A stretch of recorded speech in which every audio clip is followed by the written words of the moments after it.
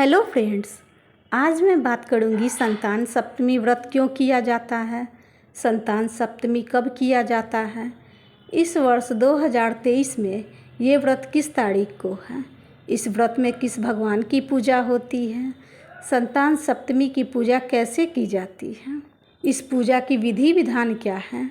सबसे पहले ये जान लेते हैं कि संतान सप्तमी का व्रत क्यों किया जाता है। संतान सप्तमी का व्रत संतान की उन्नति, तरक्की, लंबी उम्र और आरोग्यता के लिए रखी जाती है। इस व्रत को हर एक माँ अपने संतान की खुशहाल जिंदगी के लिए रखती है। जिन स्त्रियों को संतान नहीं है वो संतान प्राप्ति के लिए ये व्रत रखती हैं। अब जान लेते हैं कि संतान सप्तमी कब किया जाता है। संतान सप्तमी हर एक वर्ष भाद्र मास की शुक्ल पक्ष की सप्तमी तिथि को मनाई जाती है। इस वर्ष 2023 में संतान सप्तमी 22 सितंबर को है। सप्तमी तिथि का आरंभ 21 सितंबर 2023 को दोपहर 2:14 से शुरू होगी और 22 सितंबर को 1:35 पर समाप्त होगी। उदया तिथि मानते हुए संतान सप्तमी का व्रत 22 सितंबर को होगी। इस व्रत में भगवान शंकर और माता पार्वती की परिवार सहित पूजा की जाती है। इस व्रत को करने से भगवान शंकर और माता की कृपा आपके संतान पर हमेशा बनी रहती है। आपके संतान दीर्घायु, आरोग्य और खुशहाल बने रहते हैं। इस व्रत में सूर्य नारायण की भी पूजा की जाती है। अब बात करते हैं संतान सप्तमी की पूजा कैसे की जाती है और इसके विधि विधान क्या हैं। संतान सप्तमी के दिन स्नान कर लाल कपड़े पहने, तांबे के एक लोटे जल में रोली, कुमकुम, अक्षत, फूल रखकर सूर्य नारायण को अर्घ्य दें। फिर अपने घर में व्रत का संकल्प लें कि आज मैं संतान सप्तमी का व्रत रख रही हूँ। चाहे जिस उद्देश्य से व्रत रख रही हैं वो बोलें, जैसे बच्चे की तरक्की के लिए, बच्चे की बीमारी बहुत ज़्यादा लंबे समय से चल रही है उसे ठीक करने के लिए, या संतान की प्राप्ति के लिए, जो भी उद्देश्य हो वो बोलकर संकल्प ले। एक चौकी पर लाल कपड़ा बिछाकर आसन लगाएं। उस चौकी पर भगवान भोलेनाथ और माता पार्वती की परिवार सहित प्रतिमा स्थापित करें। एक दीपक जलाएं। भोलेनाथ को पंचामृत या जल से अभिषेक करें।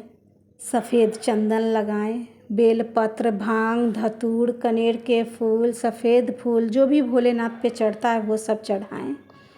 माता पार्वती को भी सिंदूर लगाएं, लाल चुनरी चढ़ाएं और लाल अड़हुल का फूल चढ़ाएं, या फिर कोई भी लाल फूल आपको मिल रहा है वो चढ़ाएं।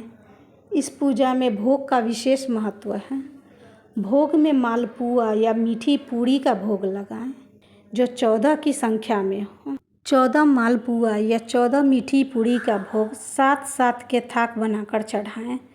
इस व्रत में घर में शुद्धता से बना हुआ यही भोग चढ़ाएं। कुछ ऋतु फल भी चढ़ा दें। बहुत से जगह पर चांदी की चूड़ियाँ जिसके जितने संतान हैं उतनी संख्या में बनाकर रखते हैं और इस पूजा में चढ़ाते हैं। बाद में ये उतार कर पहनते हैं। अगर आपके इधर नहीं होता है तो आप कलेवा में 7 गांठ लगाकर माता पार्वती को चढ़ाएं। कलेवा भोलेनाथ को भी चढ़ाएं, भगवान गणेश को भी चढ़ाएं। संतान सप्तमी की कथा अवश्य सुनें। आरती करें। माता पार्वती पर चढ़ाई गई गांठ वाली कलेवा पूजा के बाद उतार कर आप अपने दाहिने हाथ की कलाई में बांधें और भोलेनाथ, भगवान गणेश की चढ़ाई कलेवा उतार कर अपने संतान के हाथ में बांधें। पूजा के बाद आप चढ़ाए गए भोग जो 7-7 की संख्या में है उसमें से 7 पूड़ी या पुए जो भी आपने चढ़ाए हैं उसे उतार कर व्रत खोल लें। 7 पूड़ी ब्राह्मण को दान कर दें। भोग का दान पूजा के दिन ही करें। आप फल और प्रसाद बांट सकते हैं, मगर पुए या पूड़ी जो भी आपने भोग लगाया हो उसे आपको ही खाना है। वही खाकर आप व्रत खोलें और पूरे दिन वही खाए हुए रहेंगे। उसके बाद आप पानी पी सकते हैं। घर में किसी को भी ये प्रसाद देना नहीं है। आप समझ गए ना, ये भोग सिर्फ आपको ही खाना है, बच्चों को भी नहीं देना है तथा परिवार में किसी और को भी नहीं देना है। हाँ, ऋतु फल जो चढ़ाए हैं वो प्रसाद बांट सकते हैं, मगर ये नहीं देना है। और जो 7 बचे हुए हैं वो उसी दिन ब्राह्मण को दान कर देना है। अगले दिन स्नान पूजा के बाद ब्राह्मण को दान दक्षिणा देकर खाना खा लें। ये व्रत आपके पति भी कर सकते हैं। आप अगर ये व्रत नहीं भी करती हैं तो भी आप ये व्रत कर सकती हैं। इस पूजा में जो 2 चीज़ें विशेष हैं वो है एक भोग और दूसरी गांठ वाली कलेवा। संतान सप्तमी का व्रत हर माँ को ज़रूर रखना चाहिए। ओम नमः शिवाय।